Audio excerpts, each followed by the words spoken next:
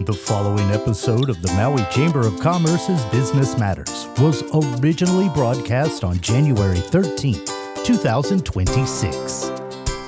Time now for Business Matters. Now here's your host, Pam Toompop. Hello, Pam. Hi, Gary. Aloha and good morning. And good morning to everybody who's here with us this morning. It is going to be a fun and fast-paced show.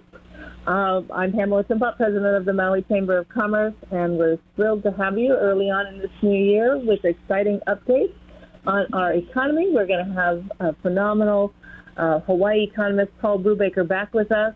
We're going to also talk about two upcoming chamber events and speak with Ayla Mater of EACH, which is Emergency Animal Care and Health.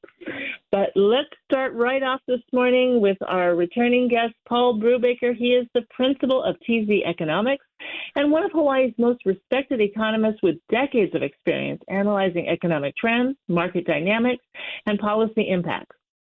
He is a graduate of Stanford University and did his graduate work at the University of Wisconsin, where he received his PhD in economics. And he received his PhD in economics from the University of Hawaii. He is a member of the American Economic Association, the American Finance Association, and the National Association for Business Economics. Previously, he served for 25 years as the chief economist at Bank of Hawaii, and his deep understanding of the forces driving change in Hawaii Islands is always extremely welcome because we deeply appreciate his insight.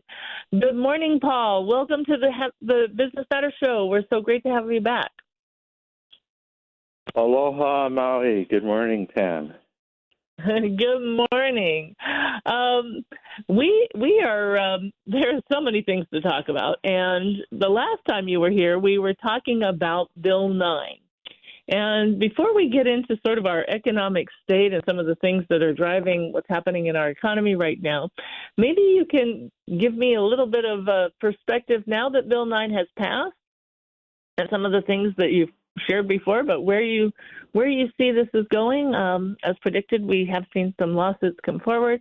So just wanted to connect on that end from a little bit of 2025 to moving into 2026, how you think Bill 9 is going to impact us. Well, I did an analysis of Bill 9 for a client who, now that the bill has passed, has agreed that my report can be made public. So Nice. Contact Pam at the Maui Chamber if you want to get a copy, and I'll make sure she has one to share. As I understand it, so first Maui wanted to renege on the property right that it had given people to rent on a short-term basis condos that were located in what are called apartment zone areas of basically resort areas. So resort area condos could be short-term rentals. First, Maui wanted to renege on that, and then an opinion by a county attorney said, no, you can't do that. And so a bunch of them were grandfathered, basically 6,000 or 7,000 of them were grandfathered, which then Bill 9 sought 30 years later to renege on. And so now Bill 9 reneged on that commitment again, and that was signed into law last month, was it? Yeah. And then almost immediately, Maui County decided to renege on that by suggesting that 4,500 or three-quarters of the 6,000 units that it was going to ban from short-term rentals be considered for a zoning change because they're already located in the resort areas. So I don't know. You tell me what's going to happen, because I wrote a report and you can check it out there. I mean, it's about if I recall correctly, it's about a third of Maui's lodging inventory that they propose to close, make unavailable for short-term rental, and I calculated about a fifth of Maui tourism receipts would be foregone as a consequence, which is, again, about, round numbers, a third of Maui's economy, of Maui GDP, So 1/5 times a third in my head is 1/15 of GDP. I mean, I don't know. Get rid of 5,000 jobs, something like that, on top of the 7,000 since the pandemic and the wildfire. That sounds like a plan. Well, you put that very well. Yeah, I mean it's just a huge challenge. The economic impacts are great. As you tried, I tried. Many tried to educate on that. If you want, well, I didn't try that hard. I mean, I've tried a few years ago. Actually, I've done 2 reports on this, but the most recent one had to do with Bill 9 itself. One of the most striking features of the way public policy works is if you propose to crap in somebody's yard, then they're probably going to do something to prevent that from happening. And in this case, just talking about banning short-term utilization of 1/3 of Maui's lodging capacity caused condo prices to collapse. Right? It's ironically, and this is just a term of art in the economics literature, but it's called the fire sales externality. So once people realize that you're going to crap in their yard, they move to a different yard. And so you can look at condo sales in Maui and condo prices falling at the middle of last year, or say in the third quarter of last year. Prices were falling on the order of 30 to 40%. Year-end condo prices were down about 25%.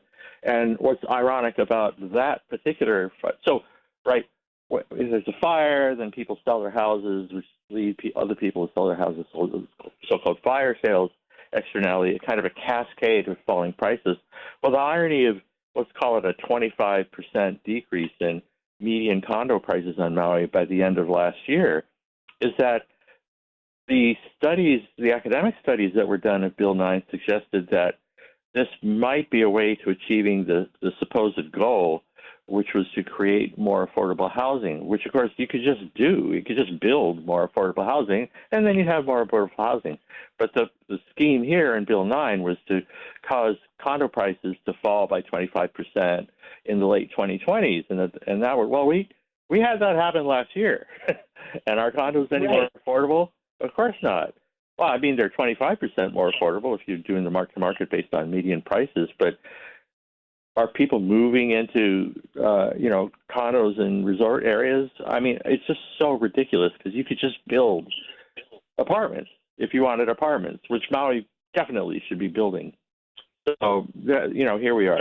We should probably move on to something even more bizarre, which is going on in the U.S. economy, but that's where Maui's at. Well, I appreciate that update, and you heard it here, folks. Paul just gave us a great offer. Thank you so much and thank you to your client for allowing you to share and allowing us to share this report. I'm so excited. I can't wait to read it myself.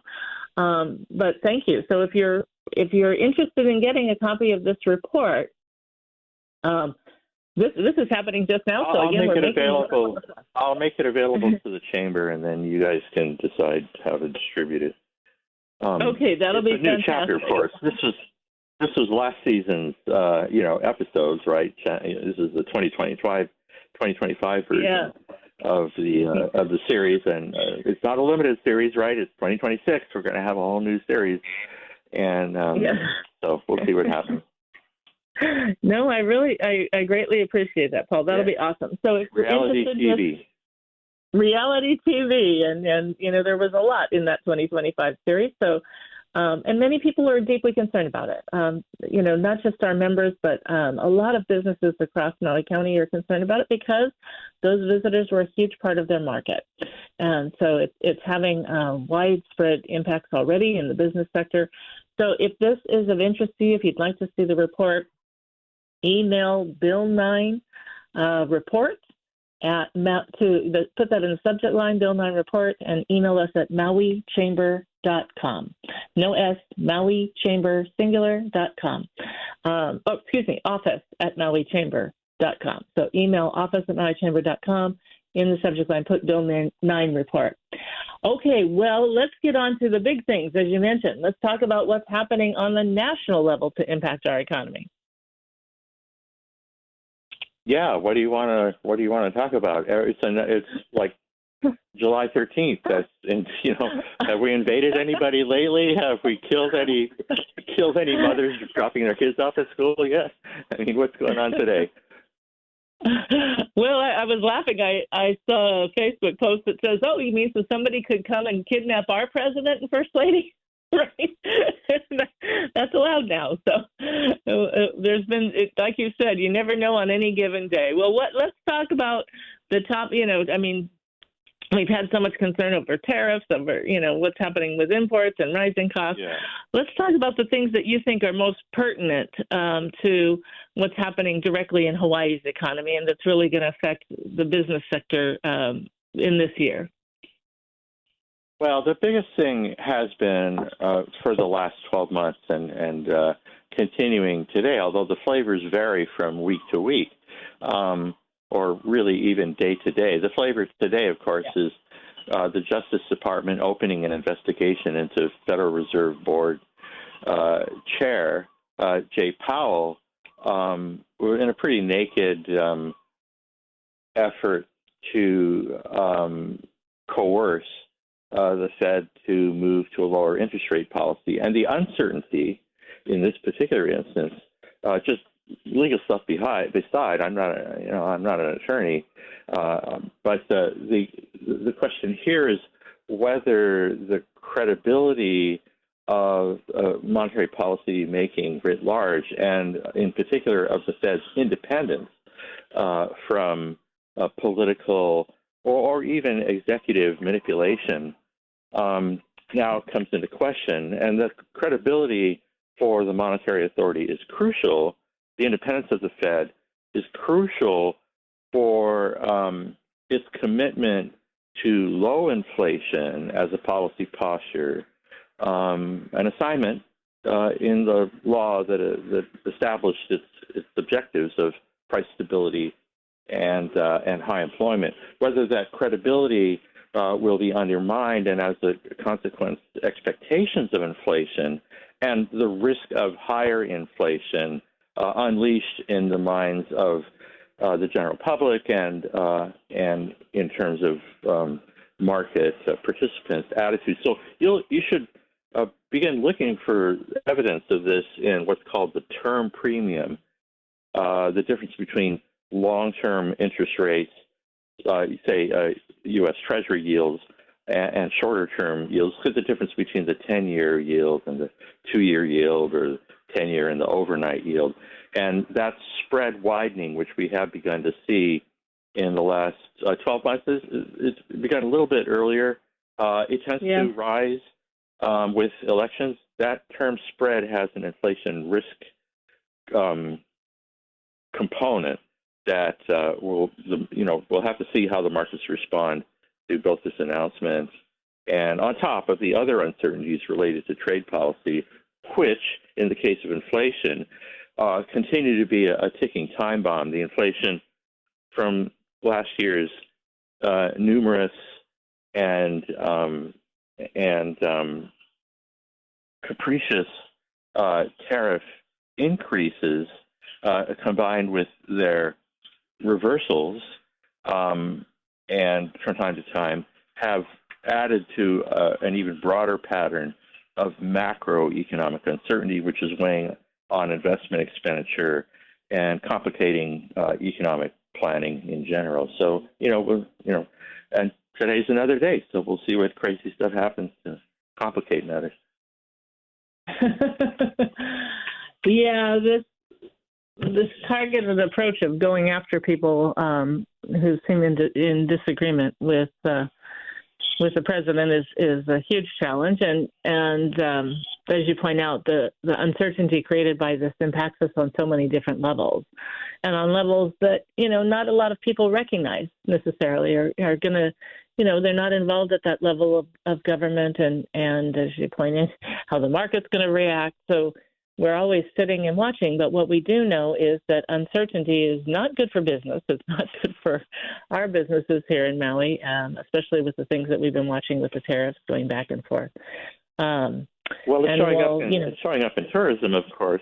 It's showing up in tourism because of the geopolitical implications of some of the Trump 2.0 postures, not just in trade policy, but in global security and regional trade alliances, and in imperialist, gunship diplomacy in the Caribbean right now. And as a consequence, we know that, for example, Canadian visitor counts are down substantially. There are the 2 million visitor days per month, I think it is, that we used to be accustomed to here in Hawaii. 2 million visitor days, visitor arrivals times length of stay, 2 million visitor days pre-pandemic, have never gotten higher than much higher than about 1 million. So they've fallen by about a half. 1 million international visitor days in Hawaii on a monthly basis. Most dominantly because of our Hawaii's inability to retrieve the Japanese visitors that stopped coming here because of a weak currency and because of the impact, passing though it may have been of the pandemic. But as I say, this saber rattling, essentially, geopolitical risk is now also contributing to a reluctance by foreign travelers to visit Hawaii. Yeah. And for us, of course, and I know the Canadian market is a huge part of our market. They've been tried and true for decades.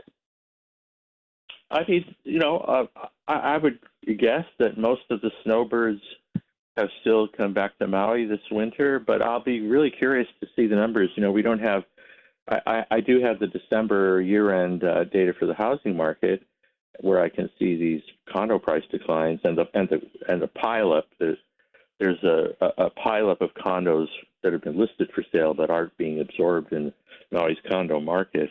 But it's too early to know exactly what happened at year-end 2025 in the international travel statistics. And we've also had some problems with understanding expenditures because the in-flight surveys have been in a year of evolution to an app-based survey methodology. Anyway, we'll have this cleared up over the next weeks and months, and Maui will be able to gauge for itself with the tone and velocity of tourism activity on the ground, literally now this month and going through the kind of spring break season. Yeah, well, I'm going to hope for spring break. We're still, like you say, we're determining the tone on the ground, and we still have a lot of businesses who are saying it's been very weak and it's been a really brutal 2025. And we're hoping to see strong plans and visitor industry messaging and marketing programs emerge in 2026. So, and hopefully messages that continue to remind people that, we're open, we want them back. And while some areas are sensitive, again, there's many fabulous places to see and visit, and we want people to come. But with so many other messages competing with that right now, which includes the passage of Bill 9 and other efforts, it's a challenge. It's a huge challenge, and that time we unite. That messaging challenge is a serious one. I mean, I think most people still got the message from Aquaman: "Do not go to Maui." And it's been hard reversing that. I don't know. My impression is that the return to Maui message has not come through, and as you say, it's a mixed message at best, because a clear revelation in the political process, in the course of public hearings and whatnot, and certainly in the case of a majority of Maui County Council members and the administration itself, who literally voted to remove 1/3 of Maui tourism's productive capacity.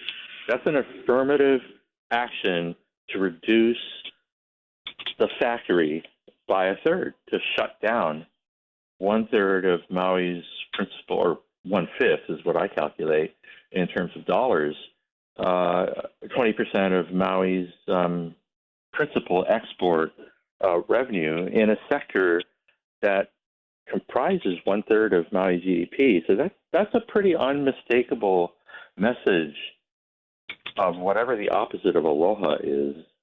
Anyway, those are the challenges, and of course, as we've said, compounded by a very volatile and uncertain national and international economic environment, and almost daily surprises in terms of where U.S. economic policy and the international responses to those policies is going. Yeah, it like you say, there's so many challenges that we're facing, and again, uncertainty absolutely is not helpful right now, and the messaging is not helpful right now. So we're looking to see that change. And I'm glad you also brought up the in-flight surveys as they've tried to go to an electronic mechanism, because I thought, I don't know that my take on that, on the few flights that I took after that change went came into being, is that I think we were going to actually get less surveys than we did before. Do you have a sense of where how the survey counts are coming in? Or is it working in terms of doing an electronic survey? Are we getting more responses, or did we see it drop off when the flight attendants were taking the surveys out of your hands? Yeah, two things happened there that I think are really important to recognize. And I have been schooled now by my colleagues at DBED who manage this amazing data set we have as a state where we can literally count people coming and going. I mean, even without the surveys, I can tell you how many people got off the airplane. In a couple hours, I can tell you how many got off the airplane yesterday. I've been working at the data set through last Thursday, because I tend to prefer the weekly data to the daily data. But we do have daily data. So the surveys, we 10 million visitors, let's say, and maybe 12 or 13 million travelers if you include returning and intended residents. That's a lot of people, and you don't have to have that large a sample to get a statistically significant read on the characteristics of so we were getting millions to begin with, as paper series surveys. The in-flight surveys, the problem was the failure of coordination in implementation of the in-flight surveys. The mandatory portion is an agricultural declaration that's essentially, a biohazard risk management initiative, which is working out great with coqui frogs, but that's the kind of thing, right, we're trying to right. preempt. But the economically significant portion was always the flip side of the in-flight survey, the paper survey, which are the tourism or traveler characteristics, including returning and intended residents. Those have been in place for 40 years, and we're just as a destination, we have an amazing data set, obviously now complemented by big data that we can get from credit and debit card swipes and a bunch of other stuff. So what happened last year is the ag department, I don't know, I still don't know why, but the ag people decided that they were going to go first and basically didn't tell DBED. And it's kind of like, oh, wait, tourism is 1/3 of Maui's economy, and agriculture is like 0.5% of the economy. So why did the ag people get priority? Why didn't they do the survey all at the same time? Anyway, as of Christmas Eve, I'm told literally at 11 p.m. on December 24th, the app flipped over. So now if you scan the QR code and you do your mandatory agricultural declaration, the app moves on to part two, which is the old traveler in-flight survey of characteristics: how many people in your party, which islands do you plan to visit, for how many days, and then, by the way, the app also allows you to go through to a third portal, which is the Go Hawaii Tourism Authority app, which is where the real marketing opportunity is, because you can channel people to recreational activities, dining, shopping, and also opportunities for ongoing relationship development. So my favorite example of this is Disney. You go to Disneyland, like I do from time to time, and when you leave, you don't stop buying Disney merch, and you're streaming Disney content. So the beauty of the app-based approach is that it creates literally a portal through which an ongoing potential commercial relationship can be extended and transcended, so that people who aren't actually flying to Maui or aren't coming back anytime soon can continue to have a connection that will create economic opportunity for people selling content from Maui, for example. I mean, we're a services and information producing economy. Let's create the pathways to generate jobs and incomes and business opportunities in those domains, as opposed to, and there's nothing wrong with, pineapples and coffee. Absolutely not. Nothing wrong with pineapples and coffee. In fact, we love nothing wrong with Maui gold pineapple at all. Not at all. Best ever. And we'll stand by that for as long as it's true, and I hope it's true for decades to come. Sweet pineapple, go figure. Yeah. Tried and true. But it took them years to get to that variety, which was fabulous. Well, the quick version of that story, is the geneticists at the Hawaii at the Pineapple Research Institute figured this out 50 years ago, that they could turn off a gene or something and make a sweet version that wasn't as acidic. And the industry at that time was a canned pineapple industry, and they needed the acid for shelf-stable canned pineapple, right? They needed the reason pineapple was so great was its acidity allowed it to be canned and to be shelf-stable for long, ocean voyages back 120 years ago that cans would make all around the world. Well, now, fresh, you don't want it acidic, you want it sweet. So it literally took the demise of pineapple canning to remind everybody, to remind the industry, to remind Maui Land and Pine, basically, that this sweet variety was lying around and had been since the early 1970s, and that, just like Krispy Kreme donuts, people would buy a box of them on the way to OGG to bring home with them on the airplane. Yeah. Years ago, I actually worked for a part of Maui Land and Pineapple Company. I worked for the Kapalua land side, which, of course, the logo for Kapalua is the butterfly with the pineapple, right? Yeah, so. Yeah. Well, we all us boomers did. I worked at Dull Cannery, bro. So there you go. That's how old I am. Yeah, it takes us back. It takes us way back. Well, let me ask you, Paul, before I move on to a sort of broader economic bright spots, but do you, right now from Maui, do you see any economic bright spots in the visitor industry for us coming into 2026?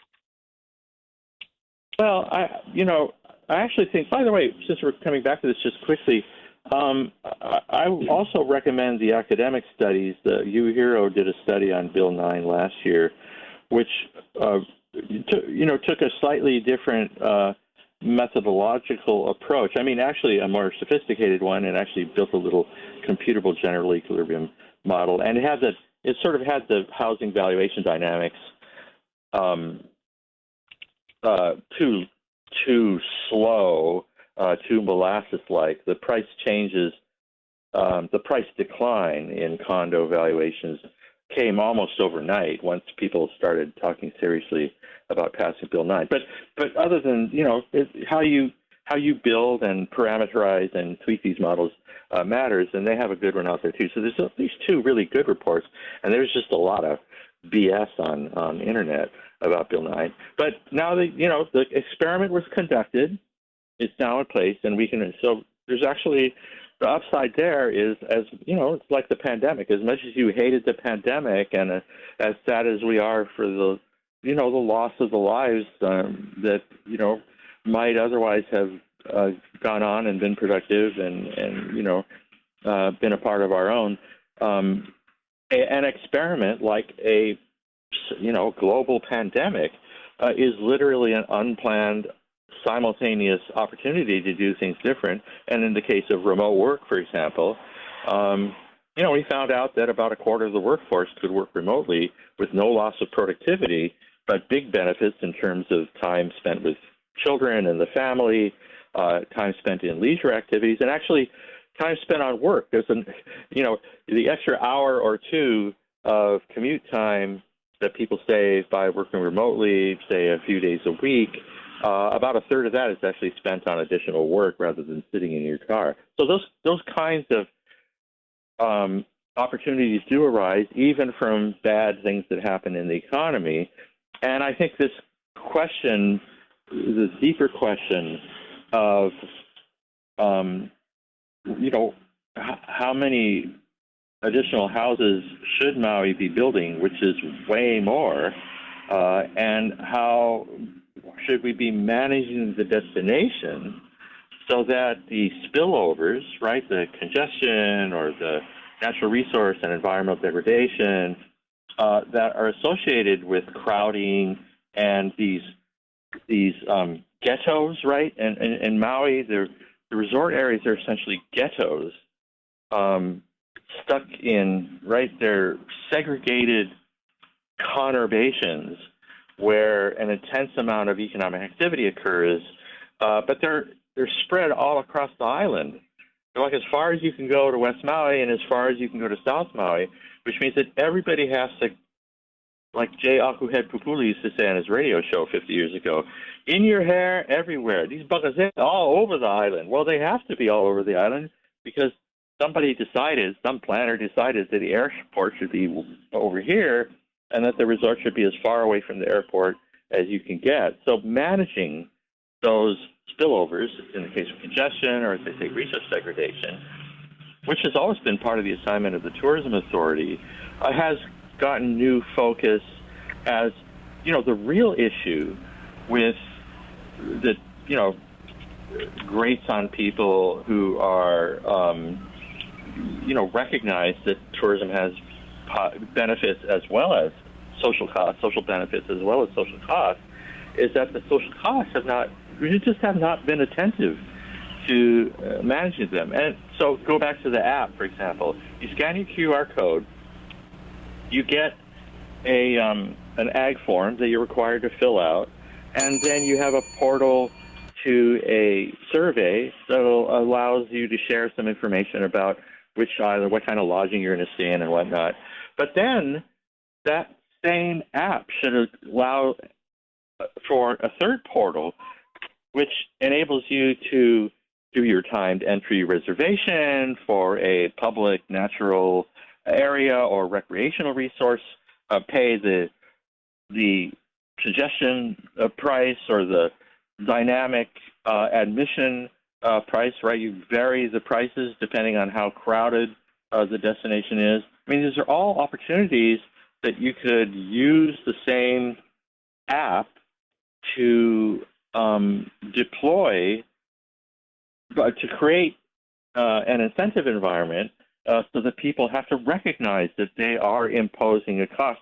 When you go hiking on some trail to a Kapu watershed sensitive natural area, and you spent money to do it because you drove your big ass Ford F-150 up some dirt road to up country to go on the trail, you're potentially imposing a cost on the natural environment that ought to be recognized. You're spewing carbon into the atmosphere, and that ought to be recognized. So I think this opportunity now with an extant app. There's a smartphone app that the state of Hawaii has deployed, does create an opportunity for more active management. And to use an analogy I've already alluded to just as when you go to Disneyland, you use the app to figure out, where the lines are shorter and where Disneyland itself is able to understand how to push people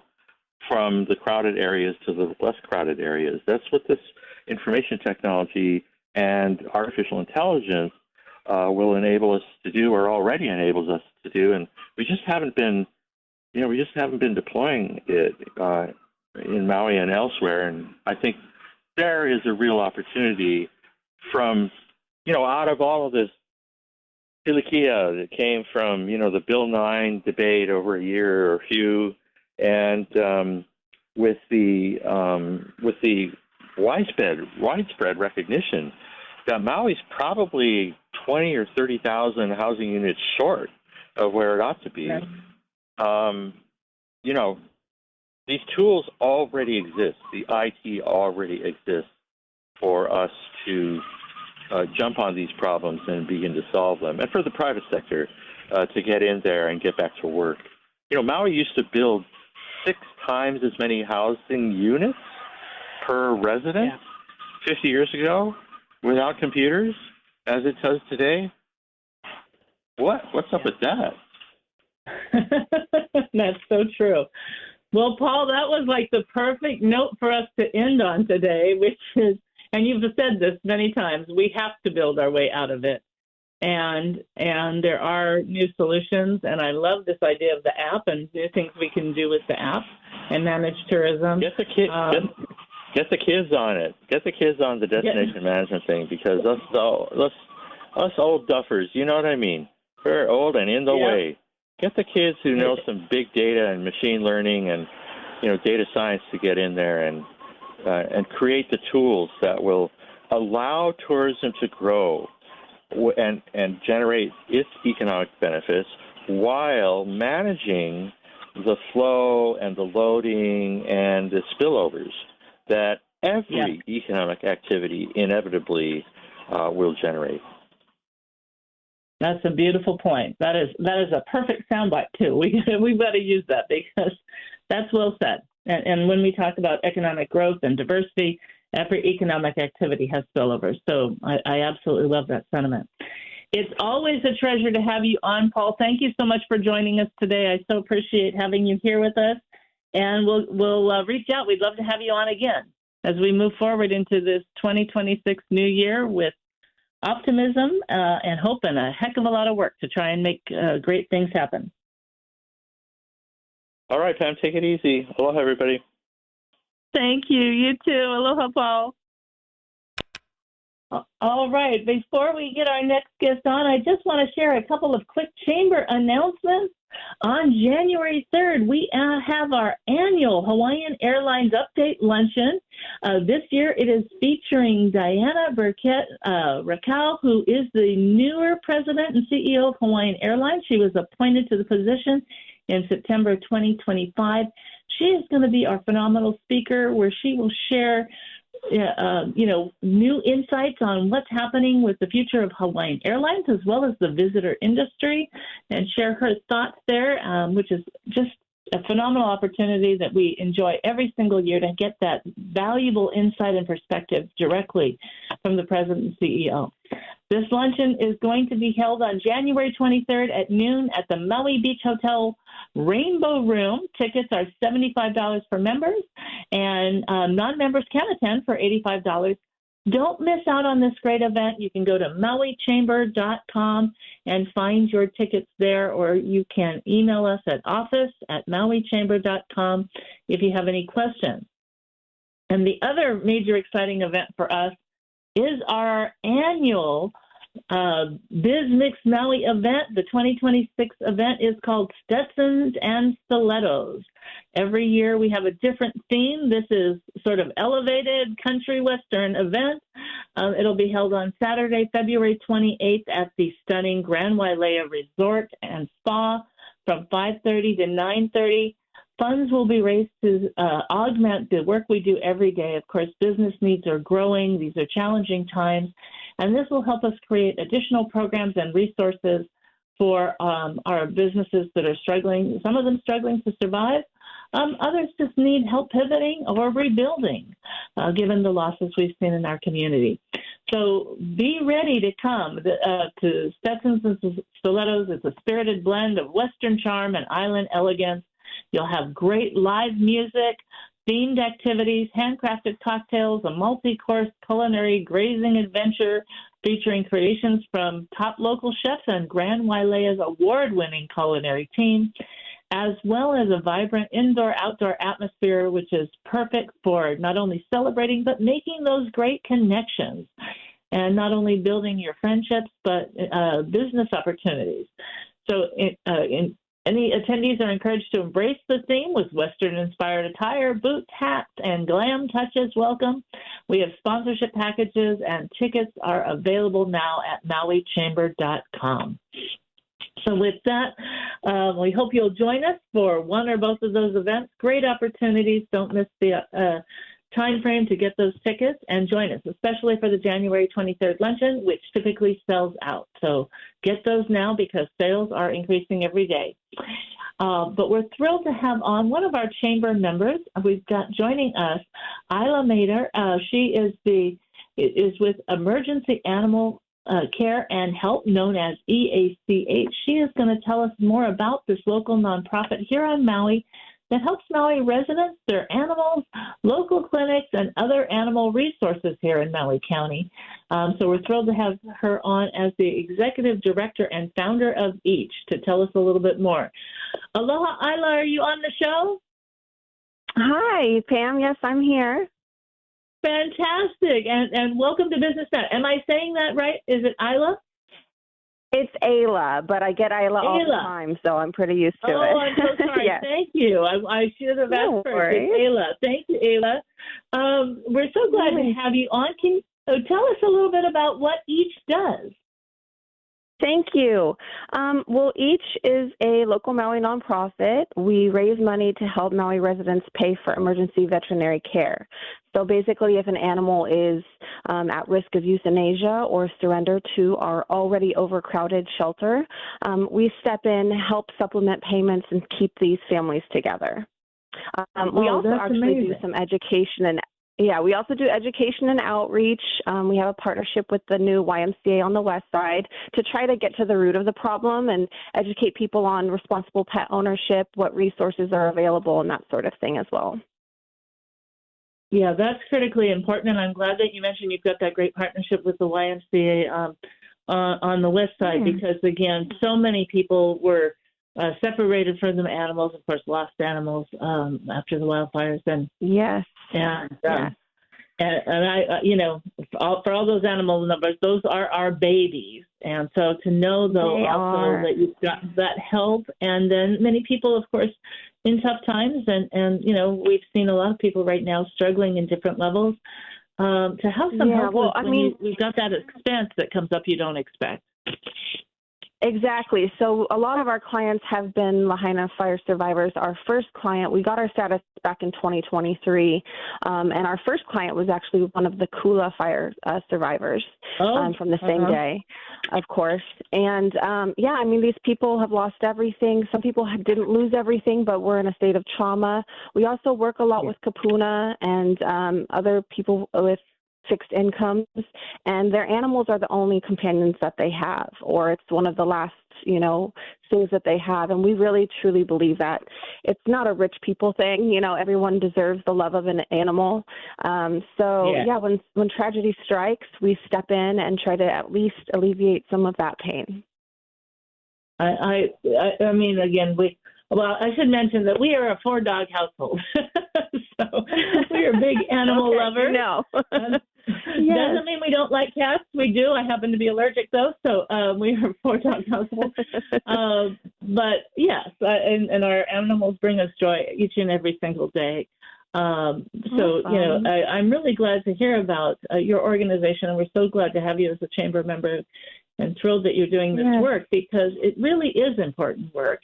And sometimes people don't understand the connection, and especially, but as you say, it's not a rich. I love the comment that this is not a rich person's thing. That animals are important to us all, and quite frankly, having that additional help, in someone's life, and have that love for an animal, also can bring down other healthcare costs.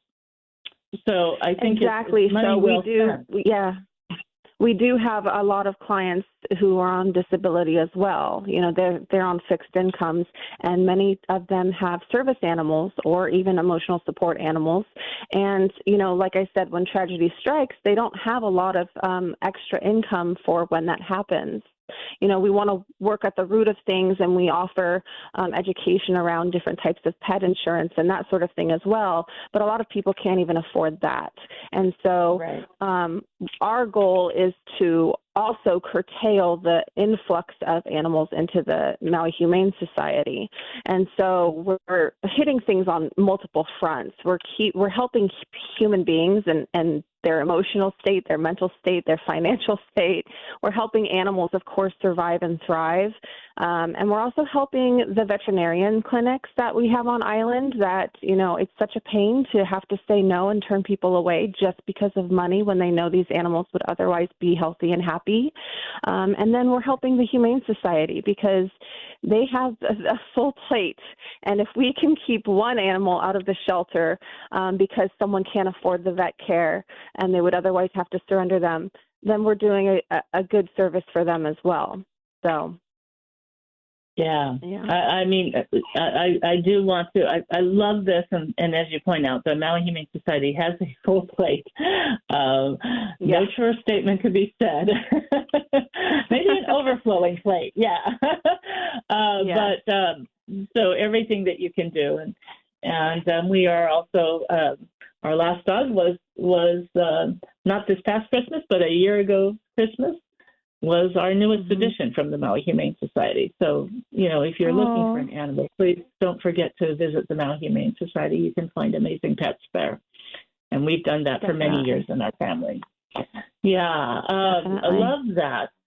So tell people how can they help and support your mission? Well, our mission is to provide low-income households of Maui with resources and emergency funding for the care of their beloved pets. The best way that we can do this is by, like I said, providing education. We want to work with the root of the problem and not just slap a Band-Aid on a symptom. And so it's all about educating people on what is available to them and how to be responsible pet owners. Since starting this, we're relatively new. We're new to the chamber. We're, like I said, we got our status in 2023, but it's been a very eye-opening experience because I did not know certain things like pyometra being so prevalent on island, which happens to affect female dogs that are not fixed. They get very, very sick and can die within a week. And it's been a very common problem that we've, found within our clients. So we want to put that information out there. The best way to support us, of course, is going to be monetarily, financially. We need to have the funds to be able to bestow them to those who need them. Like I said, we also have an education program that we're working on. Our overhead is very low. Right now, we are a 100% volunteer-run organization, so there's no salaries. We don't have brick and mortar. So this last year, I just crunched our numbers, and we took in about $44,000, and that includes an award we won from the 100 Women Who Care organization, which was amazing. We won that at the end of 2024. So we don't have a lot coming in at this point, but out of that, we did over $40,000 worth of vet care for clients on Maui, which is amazing. Yes. I love that. We're very proud of that. Yeah, no, you should be. And And I do want to say, prior to being the president of Maui Chamber of Commerce, I used to run Maui United Way. And I love that you said our overhead is very low and you're 100% volunteer run, because I always encourage donors. You know, people want to align with their passion. And of course, animals is a big passion for so many people. But we always want donors to maximize the return on their investment and contribution to the community by looking for organizations whose overhead percentage is low, so that the majority of their donation is going to the intended cause and purpose they want to serve. Exactly. I appreciate you sharing that. Yeah. Yeah, I mean, it's a great opportunity for us. You know, the business plan that we decided on was one that we would have the greatest impact. And so we really wanted to make sure that we fit a niche in the Maui animal community that wasn't being fulfilled, and we could do it in a way that was very effective.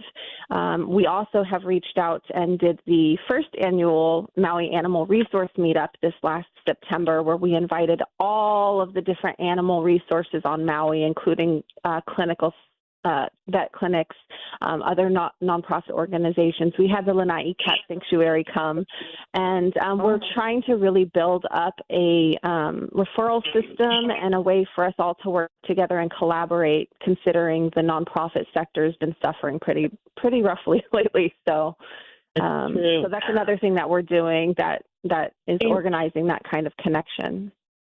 Awesome. Ayla, we have literally like 20 seconds. Can you tell everybody how they can get a hold of you and make a donation and learn more? Yes. So if you are in need of our services, or if you would like to help out in any way, please visit our website at www.each808.com. That's EACH808.com. You'll find all of our information on there, including testimonials from people that we've helped in the past, and just different ways that you can reach out and help, including volunteering. Awesome. Thank you so much, Ayla. It's been a great pleasure to have you on the show. To all of our listeners, I hope you learned a lot today. It was wonderful to have Paul Brewbaker back on the show, talk about what's happening, not only with Bill 9, but what's happening in our economy and things that are impacting how we move forward, and ideas on how we can move forward as well. Again, Happy New Year, blessings and best wishes. We hope you have a wonderful 2026 that's just fulfilling and prosperous for you, your employees, your family, and our community. Let's all work together to make this a great year. And don't miss our 2 upcoming chamber events. Go to MauiChamber.com. Blessings and aloha.